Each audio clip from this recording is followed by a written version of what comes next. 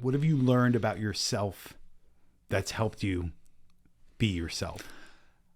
I think the thing that most did that for me was to not try to follow what someone else has done and not really modeling myself after anyone in particular, but taking the things that I learned that managed to not do well for me or not work out very well and put them into the memory bank as something to skip in the future and not to do that. Over time, and also spending some time in some precarious situations, really took a young guy who spent a lot of time getting in a lot of trouble and all of that good stuff and wised me up. So that eventually came to turn me into the man that I am today. But one thing you said was you tried not to just follow one particular person. Mm-hmm. What does that mean? It means it's not like I want to be just like him. It goes and it carries over into other parts of life, not where I want to turn and have what the Joneses have next door or possessions, because material things never meant anything to me. Never. I just didn't care about that. Interesting. So you're a musician, you're a creative guy. Would you say that you're an artist? Absolutely. In terms of coming up with ways for solutions, and it doesn't matter if it's music or whatever, it's really just making sure that you are doing what your heart feels and putting passion into it. And those are the main things that I think about. And if I'm not passionate about something, it's impossible for me to excel. That resonates with me. I think that art is pretty subjective, Sure. right? I mean, what we're doing right now is a form of art, right? We're sharing some things by just using our vocal cords and having your brain recognize it and translate it into something that's artful. Sure, I agree. Yeah. Yeah, no doubt. What did you learn from the time you started picking up the drums first until realizing that you can play other instruments? Like, what did you learn in that process? Well, in starting with the drums and starting with the group, the BJs and Omar and everything else, that was a lark to begin with, kicked off by the Beatles coming. And we were at the forefront of the garage band era. Actually, we were one of the forerunners of the garage band in the Hudson County, New York metro area. And that was interesting because, we were poor kids and everything else, but I did have the ability to have a great grandmother who was nice enough to buy me the same set of drums Ringo Starr had. Oh, is that right? I had exactly Blue Pearl Ludwigs, and it was nuts because I was a poor ghetto kid, and she just helped me drag out of that. But Omar was the one who, we did this together, got two other guys, Peter and Frankie, and took and turned it into an endeavor. It started off where none of us really knew how to play. I never played drums before. We just did it. And I was self-taught. I never took a drum lesson. By the time you're 15, 16, you're already on a path that isn't extremely common. Mm-hmm. You're not home. What happened there? Well, as that was happening, the freedom of it and the ability to get ID, and to be 22 at 15. The maturity cycle really rapidly increased. Is it because you were with older people now all of a sudden? Well, now I'm 15. I got to drive. I went and I took that ID and went and got a driver's license, got my own apartment. Left.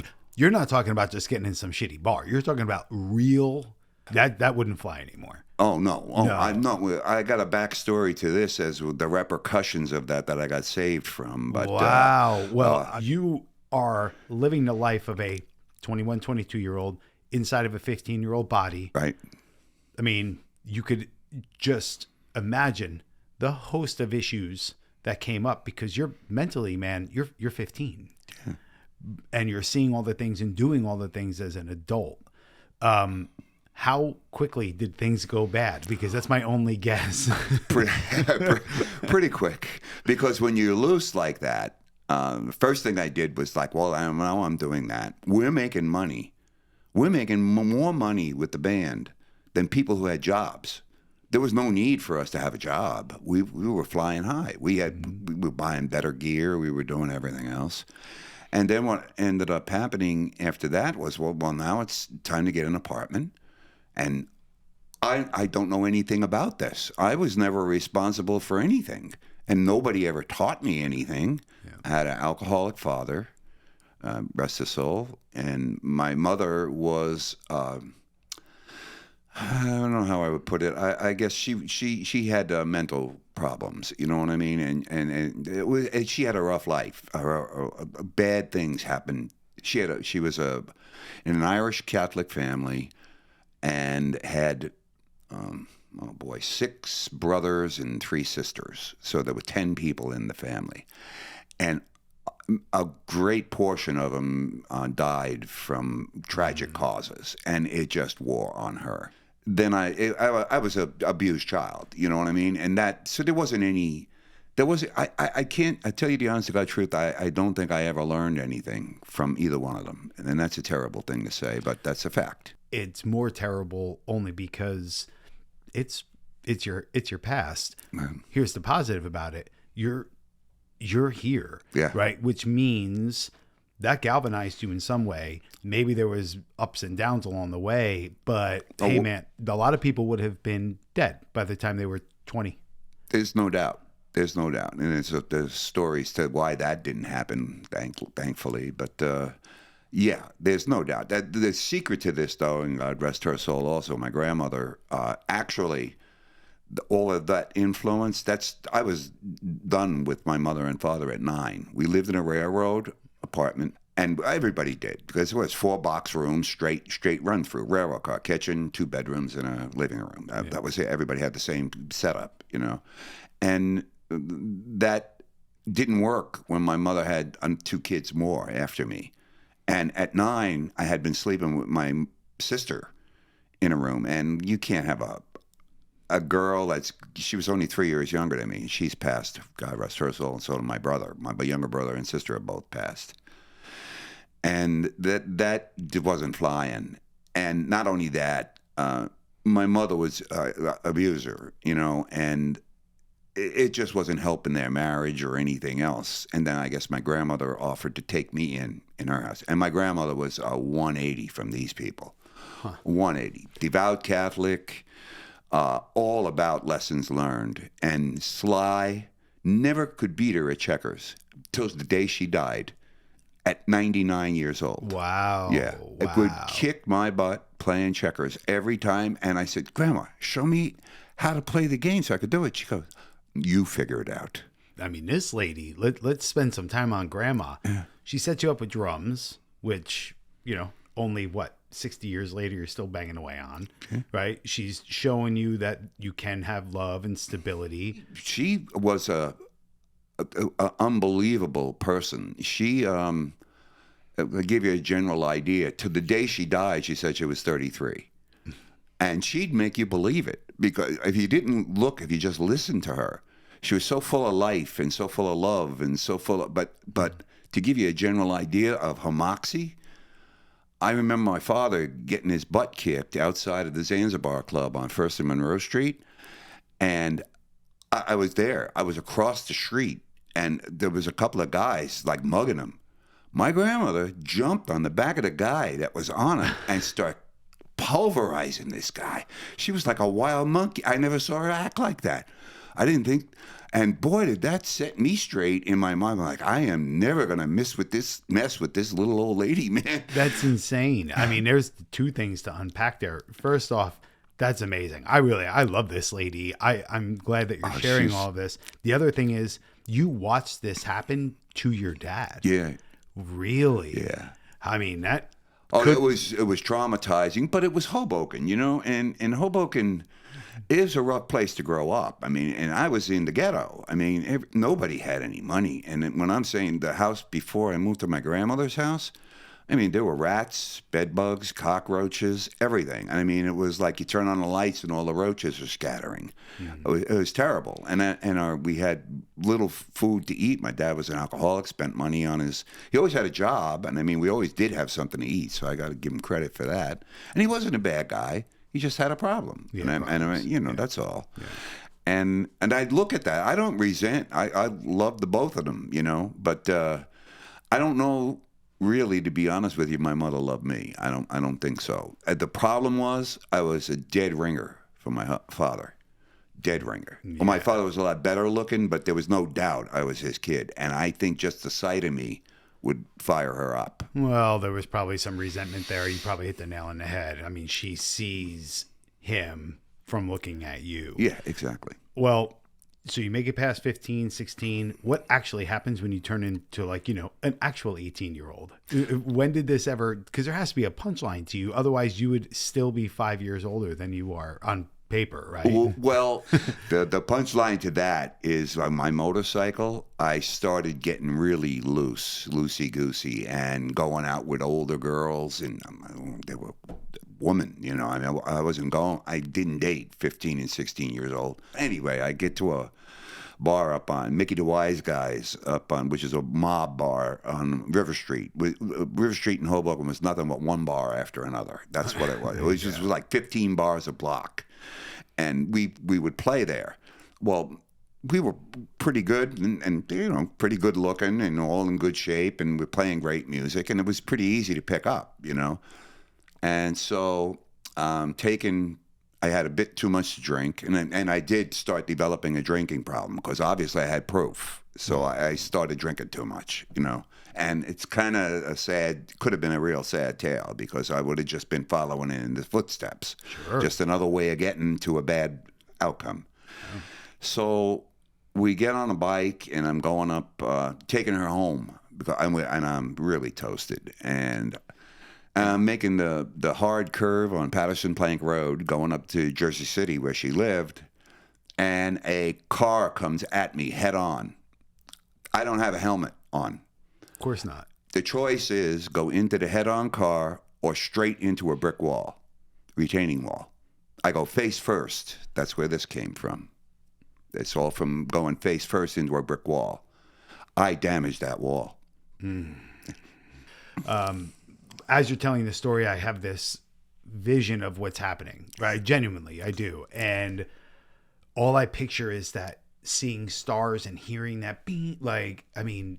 Well, the thing that's really amazing, and this is nuts because it exists to this day and continued for my whole life, you can't knock me out.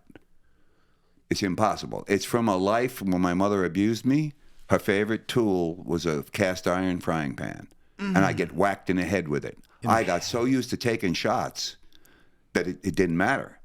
I even hitting a wall at 40 miles an hour, straight in the face. It just didn't. I did not lose consciousness. I get up. The girl who was on the back of the bike is laying on the ground and unconscious. I'm standing over her, and her face is getting covered with blood because my face is peeled off. It actually took my face off. It was here and everything else. It all came off. There was some reconstruction done at the original, but it broke my nose, and the split still exists down the center of it. It separated my nose straight down the middle. It's actually in two pieces. She wakes up, and she freaks out because I look like Frankenstein, and I don't know it. That's how drunk and how totally oblivious to what has just happened. I mean, I'm figuring, wow, I made it through, man. But of course I did. I'm indestructible. Sure. I'm Ed Kwedar. That's man. right. How could you? That's not possible. I'm invincible. Until the cops come and ask for ID or the ambulance. And then I'm toasted because I have false ID. They go back to it, tie it back, and find out that I have a birth certificate. I'm in intensive care because there were damage that I was so drunk I didn't know how hurt I was. Sure. I'm in the hospital, and it was a federal offense. I had no idea. This is how clueless I was. It was a federal offense to do what I did, to have a false birth certificate, and then to go get a driver's license and all this. I did not know I was breaking law, but that doesn't matter. You did. So I'm under arrest. You get released from the hospital? No. I'm under arrest. Well, okay. So I should say, upon being able to be not in the hospital any longer, did you go to jail? No. This is the great great story, and it's it's the Irish cop story. The sergeant in charge of the people who arrested me happened to be my uncle. I don't know what the chances of that are, but it was Bobby Boyle, and he passed. He got in an accident in a car chase, a criminal chase, and severed a telephone pole that went right through his chest, right through the front window of the cruiser, and it wasted him. But anyway, he got me out of it. It just went away. And this is the part that's sad, because the girl, and I don't remember her name. I just don't. It was somebody I met that night. Whatever. And I'm not minimizing it because it was serious. Yeah, you know what I mean? But she got charged once that happened, and they didn't drop the charges with impairing the morals of minor. I mean, did you feel guilty about that? No. No, I was pretty callous. Really? I was. So I chuckle because I'm not laughing at you. I appreciate the fact that you're just being honest. And by the way, if that happened today, probably words wouldn't be able to describe how bad you would feel. Oh, yeah. But you aren't who you were. Oh, no. I don't know who that guy was. I would turn and lock the handle, the throttle, stand on the bike with the bike going 40 miles an hour, going down a highway. Did you want to get hurt? Did you want to die? No, I wanted to prove that I'm not scared of anything. I don't care. Who were you trying to prove that to? Me. Yeah. Me. Because anytime I got afraid of something, I made sure I did it and did it over. I got mad at myself for getting scared of anything. Being scared is punk. You can't be scared. There's nothing to be scared of. Getting scared is going to get you in trouble. So just do it and get it over with, and you're going to find out. And then, unfortunately for me, every time I did that, I did get away with it, or go past it, or get. Sure, you got rewarded for that bad behavior. Yeah, exactly, which was a bad thing because it was reinforcing what was happening. So now, and it wasn't like I was, going and robbing stores or that kind of stuff, but I was callous. That was really the worst part. I think the whole part of it that I think about it now when I look back on it, well, it was the beginnings of being a sociopath. What do you think took you from flat out on that path of being sociopathic? I mean, that's pretty clear. And then now, from what I know of you, that couldn't be any farther from the truth. So some little thing or a lot of little things had to nudge you along your life to get you to where you are now. Was it something that just happened? I'm 18, I have to go get a job. What, can you identify the moment when things started to get better for you, or was it just a lifetime of things? Well, it's a sequence of things, but it started with getting drafted. Oh, tell me about that. Okay. Well, it was a year before the lottery, and I'm just going to throw in an anecdote ahead of time. It's very short. The next year, my lottery number was 365, which means I wouldn't have got drafted, which was a bummer to begin with. Second bummer was the draft date was 2 days before Woodstock, August 13th, 1969. And I was going. Sure. And the goose pimples are coming up. You know me. My adrenaline goes, and because I remember that because I was really mad. So I get talking to the older guys, the real older guys, not the fake older guys like me, and ask them, you guys didn't get drafted. How did you get out? Oh, just get 6 black beauties. I'll get them for you. Just take them before you go. Tell them you're a drug addict, and you won't be accepted. They won't go. You won't be able to pass the physical you do when you first go in. Go in, jaws tight, up on amphetamines. Pack them in. I'm doing this, and I'm thinking it's going to work. I don't let my boss know that I'm leaving the job. I have my pimp mobile, which is a 1959 tricked out burgundy white leather Cadillac convertible. It's parked outside in front of the draft station. And I'm in there figuring I'm just going to get out and I'll go drive back home, go to work tomorrow. And that's the end. I'm convinced. I'm already convinced myself that's the way it's going to go. Sure. No option. Yeah. So I tell them when I go in, I'm a drug addict. I'm messed up right now. I'm met to the max. I can't even get my mouth to. I can hardly talk, and I'm trembling and everything else. So you really took all 6 of these? Oh yeah, things. 6 and 1 would be ridiculous, and 6 was like nuts. Okay. Okay. So you show up to this just locked up. You are high as a kite. Right. Okay. What happens? Okay, so I tell him this. The guy goes, "Oh, okay. All right, look, we're going to put you in this room over here." And I'm like, "Yeah, it's going, man. We're going. This is rolling. I'll be out of here in 30 minutes. Mm-hmm. Go into the other room. Guy comes in with shiny bars on his uniform. "So I hear you're a drug addict." "Yeah, absolutely. The worst kind. I just can't get off of it. I'm messed up. I mean, how stupid is that? You know, I mean, come on. I mean, you don't want somebody like me." He's going, "Don't worry, soldier. We'll take care of you. We're going to fix you up." My brains, as high as I was, they splattered mentally on the wall. Did you think that they were just messing with you or testing you, or was No, regardless they made no. up their mind? You're going. Oh, you're going. You are in the Army. You are a soldier. That's why he tapped me on the. That was the word. Wow. You are. I go, "What do you mean?" He's going, "You'll be on a bus in about 15 minutes." So, my car's outside. I still got a job. I still got my apartment. I didn't do anything. You're shitting me. It really happened that fast. Oh yeah. You really just got taken out on a bus. Oh yeah. Well, no. It was draft day. It was the day I was getting inducted into the Army. In the condition that you were in. Yeah. That's kind of remarkable. Yeah, it was beyond remarkable because my plan didn't succeed. What?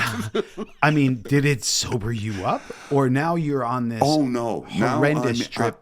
It's like the worst bad trip of my life. I'm freaking out. Holy shit! What am I doing? How am I going to get my car? How am I going to do this? How am I going? I'm going to lose my job. I don't have this. I don't have my apartment. I don't have my stuff. I mean, I don't know what I'm going to do. And nobody even knows that I'm going, that I'm drafted. Wow. Because I'm on my own. So I get there, and I'll never forget this because this was the start of the metamorphosis because it knocked the wise ass out of me. I get off the bus, and they're, move soldier, all this, the stuff you see in movies, it's real. It's not fake. They treat you like dog crap, and you're off the bus and everything else. All right, who's excited and wants to be team leader? Everybody's yeah, even though they're all drafted in me, and I'm not doing nothing. I'm stoned. I have no enthusiasm at all. I don't want to be here and everything else. And the guy looks at me and he goes, "What's the matter with you, soldier?" "I don't want to be here, you asshole. Get out of my face." He said, "Son, this ain't going to be enjoyable. You're going to have a rough 8 weeks. I am making sure that your drill sergeant knows what you just said to me. You're going to learn some respect." This is the worst part, though. Because of all that drug stuff, they made me a cook.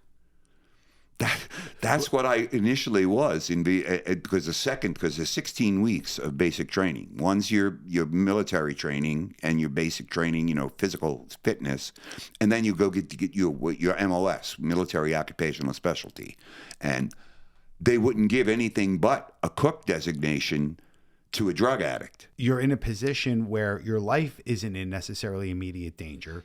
You're a cook, but you know that tunnel is coming to an end soon. You're going. Yep. Right. So what did that look like? Oh my!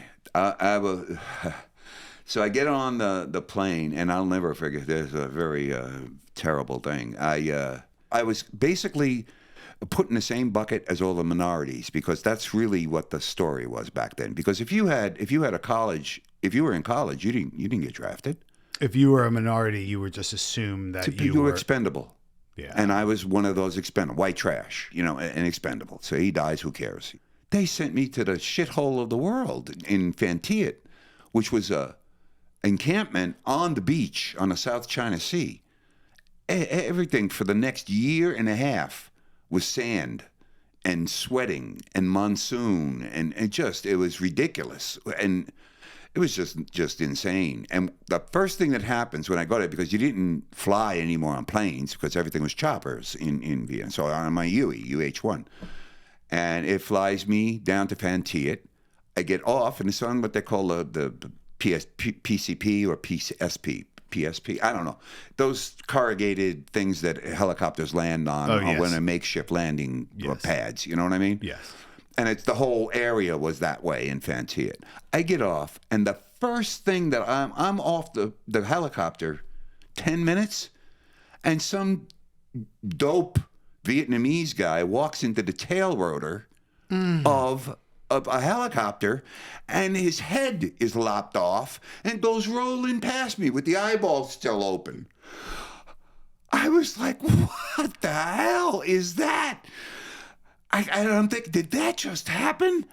And the people that were there was like, nothing happened. They came with a body bag, stuffed his head in the bag, the body, loaded him on, cleaned up the blood.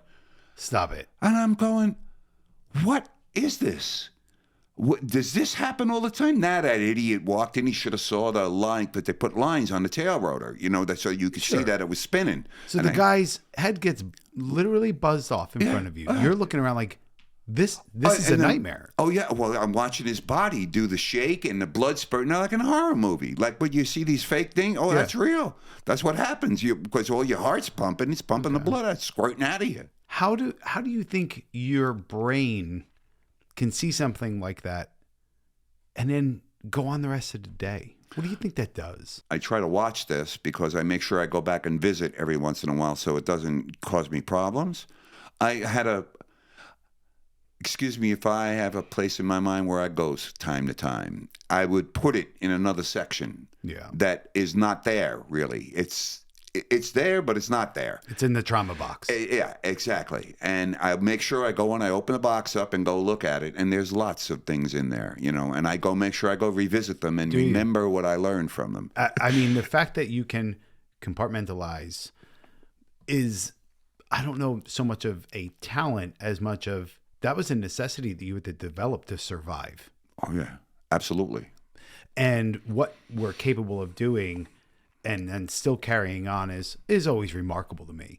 But for you, because I look at you as a wild success story, to be honest, you are seeing this ridiculous, horrific stuff that nobody should ever witness. You're in a place that you don't want to be. A lot of people didn't want you there. So even when you get home, were you treated well, or were you treated like shit? Or oh, it was terrible. I was so happy to come home. By the way, just so you know, there were a series of things that I made of that experience positive for me by, again, working the angles that never stopped. That part of me, and what I mean by working the angles, just finding a way to make things my way or to make it better for me. That's what I mean by working an angle, not conning people or anything like that. Yep. And that helped me get through, a lot more easily than I did. But when we came back and left there, I was so happy to be home. I thought, I will never leave this country again. I will never leave the United States.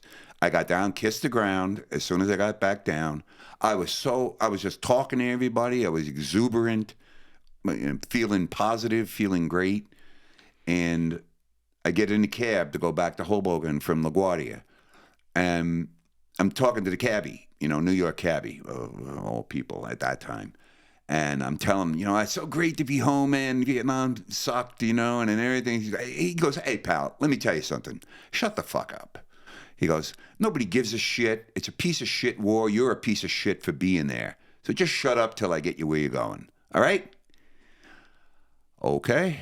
Got it. Thanks. And I'm like, welcome home, man. That's nice. No parades, no nothing. A whole plane full of guys coming back from Vietnam, and I'm not realizing that's what's happening. Because you saw AFVN over there, Armed Forces Vietnam. They showed you what they wanted you to see. Yeah. Well, that's what I mean. Well, but because it was a mind, a mind mold, and that's all it was. Because I couldn't have that. This is what I'm going home to. What the hell am I living for? Oh What's my God! The point? What a just total turnaround that must have been. I mean, I don't know how I would have processed that. I think I definitely instantaneously thought back on all of the insane shit that we're not even going to get into on the show, and all the stuff that you did, understanding that you didn't want to be there either, and then to have people just to treat you like shit, starting from the outset of just getting in a cab. And then I know it probably got worse from there. Oh, yeah. And when it was all downhill, I started getting depressed. anybody I knew, they had all changed. And then my mother, oh, what a story that was. I haven't thought about this. One's coming out of the trauma closet. My mother, like her brother, that brother that I told you, that accident that he had where the telephone pole went through her chest, and she went off the deep end. Yeah. And nobody was, my father was too clueless to know to do something, and I wanted her to get help. And I did what was the nail in the coffin to our relationship, which is I tricked her into signing admission, admitting herself into the mental ward in a hospital, because she was talking to herself and carrying on. And my father's just like, well, what do you want me to do? I don't know what to do. I'm like, well, somebody got to do something, and I'm doing something. That's it, and I'm taking her, and I'm going to tell her that it's just, you're just going to be here a couple days. And then I'd go see her, and then each time it was a big traumatic experience, because she'd be begging, please get me out of here. I don't want to be here. I please, and crying, and Mom, I'm not doing that. I'm not. You're in here, and now they've decided. You need help, and that's what you got to do. And she goes, it was terrible. I don't know. I start crying. Yeah, it's okay. I mean, so with something that impactful, and for something that you believed and did do the right thing, you just have to forgive that. Because imagine the situation that she would have been in with your dad. Yeah. The outcome would have been much worse than it was. And the fact of the matter is, they eventually ended up back together again later. And I'll fill that in as we go down the timeline. But it actually turned out well. Yeah, of course. But she she didn't like me to begin with, I don't think. And this just sealed the deal. She never forgot that. Well, if you were the stepping stone that she had to squash to advance her life, was it worth it? Oh, absolutely. I didn't care. It didn't. Right. That part, that's where the callousness helps. And I still draw on it to this day, because my view of anyone who hurts me like that, right, it's binary. I'm a computer guy. It's 1 or it's 0. You're on or you're off. You're dead to me, and that I didn't. To me, she was, because it just was. I couldn't take the pain anymore. So that's right. If I wasn't around her, then it was sort of like, and I didn't visit. There was no point. I just upset her by seeing her. She wasn't happy to see me, It just reminded her of her trauma door. That's right. I mean, just imagine what she was dealing with. So now you are getting older. You just said you're a computer guy. What does that mean? Because nothing so far has led me to believe that you would even touch a keyboard. No, didn't think about it. Didn't think about it at all. So the idea now I'm back. And by the way, it's the part of the story that I'm not doing is I say it's time to say goodbye to Hoboken. I'm leaving. Smart. I am going to become a new person. In Vietnam, I got tired of being a cook. And when that happened, it happened from an incident where I stuck my hand into a 50-pound flour bag, and you went to work with a loaded M16 over your shoulder because you get attacked at any minute. Just because you were a cook didn't mean you didn't have a gun and protect yourself. Sure. So I reach into the bag, and a rat jumps out of about four. I don't know. It was bigger, like a big dog, like a chihuahua. Yeah. Took a chunk out of me, and I just shot him and the whole mess hall up. I just bulleted everything. What? Yeah. So I just lost it. Now I'm in HUD, and that is doing and making me money, and so that's good because you could make good bucks. And then I started to get compassionate. I probably for the first time in my life, because I was amazed at the horrible devastation of this thing and what it did to families and everything else. And I really wanted to become helpful at no gain to me. And that's probably the first time in my whole life that I did something that I was doing altruistically.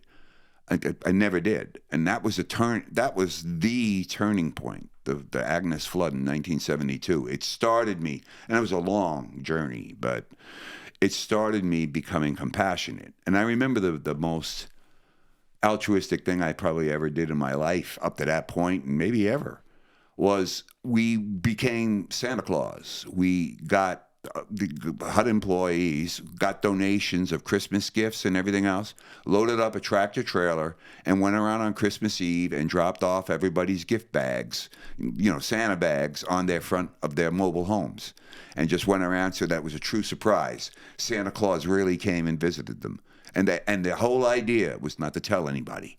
I mean, it was the cool factor of making it as real as Santa Claus as possible. Exactly. But what you're uncovering here is pretty simple to understand from my point of view. You needed to be of real service to someone and to make a difference. Oh, absolutely. It's just that I didn't have any direction. Well, sure. The thing is, and that's wrong. Sorry, Grandma. That's not true. I just was a hard head. When you're at HUD and you're now using your somewhat newly budding skills on the computer and you're doing all this service, what did you do next to advance your tech mind? Well, what ended up happening then, because it was actually it was finite. It wasn't a permanent job. These were all temporary hires to deal with the flood. Right. At the end of the disaster. Okay. Right. Free. That was next move. Next move now is I get a job as a loan collector at a consumer loan company, which back then was predatory, and there weren't laws against it. I mean, you could threaten people. I mean, I would take a strap if somebody wasn't making the payments on their fridge or something, and put it on my back and walk it down this. This is where I called on the callous side, because I thought, well, I'm changing. I'm starting to feel for somebody. I don't care. Hey, if some of you don't pay your bills, hey. You justified the way. Yeah, of course I did. And I still have that habit of figuring a way to justify something if it's going to benefit me, Wow. And I don't really mean to hurt anybody, but. You were on such a good path, though. It sounded like HUD, you found this service, but then you said, you know what? I'm going to go crack some heads if I collect money for people. I'm helping. Well, I got to get a job. I got to make money. Sure. So this was the start of computers, because then they were transforming their company, digitizing it. And I was part of the team that did all of the input into. Now, I had already, by the way, through high school, all I did was take typing every year, because that's where the most girls were. So I took typing for 4 years. I could type 120 words a minute and we're free. Despite the fact you're looking left and right the whole time. It doesn't matter. It's touch typing. You don't look at the keyboard. My son still is a pecker. Sure. He never learned touch type. I still can type and pretty damn fast and pretty accurately. See how all these little odd things, even if it wasn't for the right intentions, it all leads to some sort of a culmination, man. Yeah. That's fascinating. Yeah. So now you're good at the computer. You aren't out there bullying people for their money. You're on the computer side of it. You probably developed their software to advance their business, I would imagine. Well, it wasn't. No, I wasn't. I didn't have that kind of education yet. Oh, okay. So then, because there's an education part to this. Remember, and then we skipped a very important part of me getting thrown out of high school at the 10th grade. And so I did get without going into that story, a high school GED from the Army. So that was the benefit. And I will always take any adverse event that happened to me and say, what's the silver lining? Yeah, I had to get something out of it. And there was plenty, but that one was big, having a GED, because then I was able to go to college, because I had a high school diploma. You couldn't go to college without that. Which was a much bigger deal back then than now. I mean, let's face it. Now there are 1,000 alternatives to make an income. You don't have to have anything if you have the proper either nepotism or want and desire. You can learn so much on YouTube. And I'm not taking away from higher education or anything like that, of course, but I'm just saying back then you really needed that GED. College meant something. And it just did. It simply did. It was that simple. And I never took advantage of my brains. I never took advantage, because I was very analytical. I would analyze to death and try to figure out every nook and cranny of anything I learned. Well, that was your fight or flight. You became a scanner. You're looking at all around to see where the next, tiger is going to be chasing the gazelle. Your lizard brain is still in scan mode. Where's the danger? What's next? Now what? Exactly. And always expecting. Don't kid yourself. It's coming. Other shoes just gonna be drop. ready. Yeah, just be ready. I was in a band that I still was playing in bands. I mean, I joined, bar bands. That was key to some of the things that happened later, which was that stopped and I had the band going and everything else. I'm down at a Turpak's bar, and I don't even know if it's there anymore in Luzerne. And I remember this drunk sitting next to me, and I was over imbibing then even, and saying to me, you're going to be sitting on this stool 20 years from now, 30 years from now, just like everybody else is. So get over yourself, this guy. Mm-hmm. That was the second time my brain splattered over the wall. Oh, really? No, that ain't happening. And from this moment forward, it's going to change. That's not going to happen. That's when I decided, okay, well, now what's the plan? That became college, a technical degree, and that's what I want. And community college, back then, the Army paid for 2 years of college. As long as you went, they paid for the tuition. And I got a technical degree from a community college, and it was a industrial electronics power technology, which is misleading because it has nothing to do with design or anything else. But I understood how circuits worked. And what logic was about. And I mean at the lowest possible level. Because in other words, you can't be a good problem solver unless you understand the machinations of what you're working on.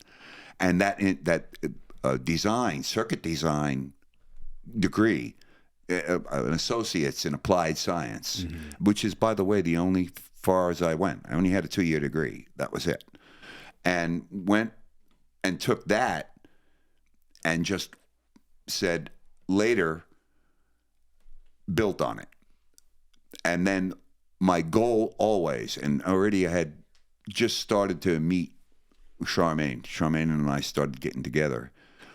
And we always partied and had a great time. I mean, we were having a great time. And I was in college, and so it was great. So and you met your wife in college? No, I didn't meet her in college. Okay. I met her in my kitchen. Because of the bar that we were working at, the Rue down in Luzerne, I was the bouncer at the bar. I wasn't playing there.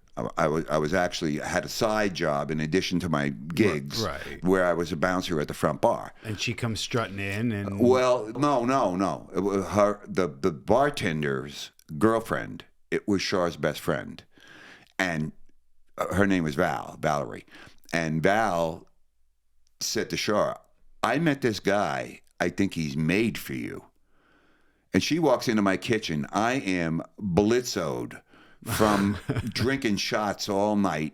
My eyes are bleeding, and they think there's a party at my house because Val tells Char, there's always a party at Ed's house. There's kegs on the back porch, and if not, there's beer inside, and there's people, always people, no matter what. And was there going to be a party that night? No. I was trying to recover from being blitzed. The one night. Yeah, they come, right? She comes in, and I saw her, and I was like, we locked eyes, and we haven't stopped looking at each other the same way since. Is that true? Oh, yeah. That was instant. So, you talk about love at first sight. It was the real deal. Oh, how cool. And she thought the same thing. She didn't tell me that right away, but she said, I'm going to be with this guy forever. Let's talk about the recent past, music. What are you currently doing musically, and what are your goals? The guitar is on a stand, and the drums are. I ended up going away from acoustic drums, and any drummers out there will get a little upset at me because that's a touchy subject with drummers. Meaning you're on the pads now. Yeah, well, okay. Yeah, but this is a Roland high end. They don't look like pads. They look like drums. You know what I mean? But I can put headphones on and play. Yeah, you just hear this weird tapping. Yeah. It's, like Char said, it sounds like bongos. Right. And that's a lot less offensive than me having the amp on. Drums. And that, because I can't do that because she doesn't like loud noise or anything else. To be honest with you, every song that I learn is about her. Unless it's some whatever, you know what I mean? But the songs that I really connect with have some connection to her. Whether it's the past from when you met, whether it was when she was a new mom, or up until recently. Now, up until now. And she is the one who gives me the songs to learn. At the end of each show, I'd like to wrap up by going into my little book here. And I have just some handwritten questions, some deep thoughts, okay? And I'm just gonna flip through, and I'm gonna pick one that you just are going to answer, or at least I'd like you to. So, I mean, as if the universe wasn't speaking to us, I shit you not, this is the question I just landed on. Okay. What song or piece of music brings you back and has strong emotions for you? Oh boy. I mean, could you imagine one song? Love songs to Shar. Well, our song is "You and Me," you know, and I don't know if you know the song "You and Me" by Tom, but I'll play it later, and it's just great, you know, and it's just you and me and the road ahead, and it was always that way. And the thing that's key, and this is what brings me back, the one person in all of my best and worst times that was ever by my side, and as much as I drove her nuts or anything else, never abandoned me like everybody else did. You know? Yep. And that's huge. I mean, you have a lot to be thankful for. Yeah, I do. Myself, you know, included. So we have a nice history. Thankfully, I know you. I'm proud to call you a friend, and your history is amazing, and the struggles are real. And no matter how long that's happened, and how long you've powered through, you're just a lovable, big, giant teddy bear. And That's so bad after all. Not so bad after all, man. You did it. Keep doing it. I appreciate you being here. I love you, man. Thanks. Love you too. All right.